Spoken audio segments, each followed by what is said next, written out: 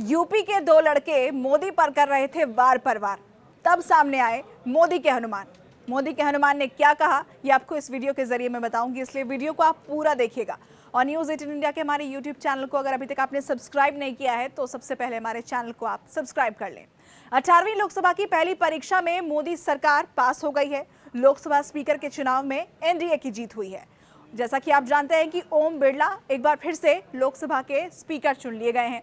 संसद सत्र के तीसरे दिन प्रधानमंत्री मोदी, नेता प्रतिपक्ष राहुल गांधी, तीसरी सबसे बड़ी पार्टी के नेता अखिलेश यादव सहित कई पार्टियों के नेताओं ने ओम बिरला को बधाई भी दी।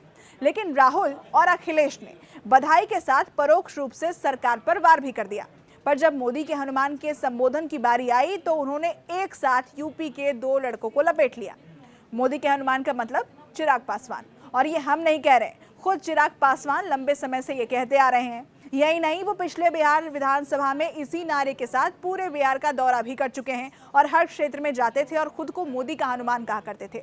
अब इन्हीं मोदी के हनुमान ने सदन में बगैर नाम लिए राहुल गांधी और अखिलेश यादव और तमाम विपक्ष को जवाब दे दिया।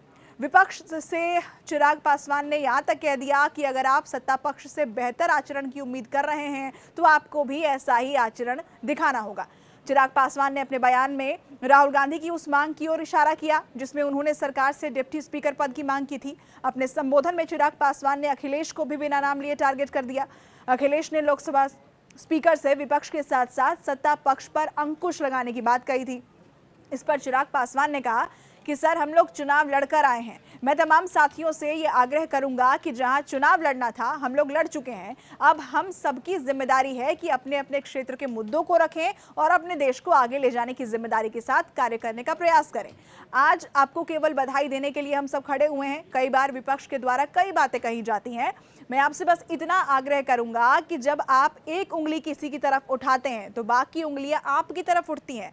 जब आप सत्ता पक्ष से किसी एक आचरण की उम्मीद करते हैं तो हम भी आपके राज्य में उसी आचरण की उम्मीद करते हैं। कई राज्यों के ऐसे उदाहरण हैं, मैं नाम नहीं लेना चाहूंगा। जब आप स्पीकर और डिप्टी स्पीकर की बात करते हैं तो कई राज्य ऐसे आते हैं जहां स्पीकर का पद और डिप्टी स्पीकर का पद भी आपके पास है, जहां सरकार एनडीए का कोई घटक दल नहीं चला रहा है, विपक्ष के दल चला रहे हैं। चिराग पासवान ने अपने संबोधन की शुरुआत लोकसभा स्पीकर ओम बिरला को बधाई देकर की।